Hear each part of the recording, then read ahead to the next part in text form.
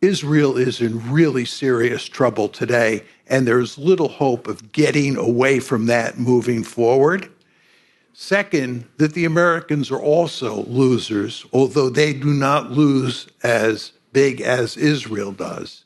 And the winners, not in any decisive way, but the winners are the Iranians. So that's the basic structure of my talk this evening.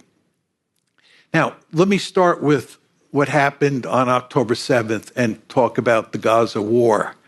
And just for purposes of background, for putting a framework in your head, it's very important to understand that Israel today is what I would call Greater Israel.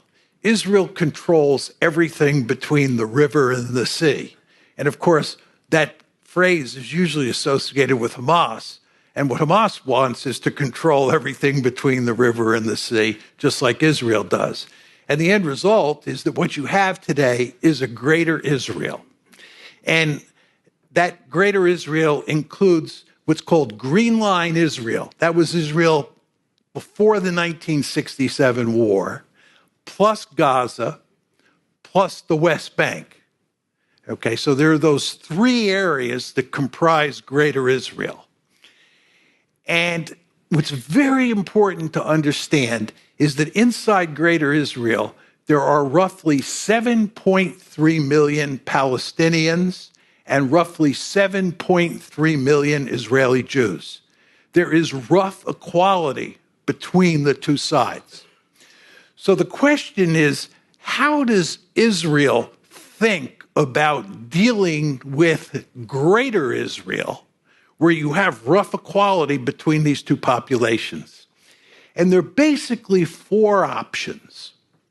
One is you have a democratic Greater Israel. That's not going to happen because it would no longer be a Jewish state. Okay, because if you look at demographic patterns, the Palestinians are making more babies than the Israeli Jews. So that's not happening. Second possibility is a two-state solution. Everybody loves to talk about a two-state solution. That is not happening, certainly after what happened on October 7th, but even before then, and I'll talk more about this. Benjamin Netanyahu and the Israeli elite has no interest in a two-state solution, okay? The third possibility is apartheid. And basically what you now have is an apartheid state. We can go into this in detail in the Q&A if you want to do that.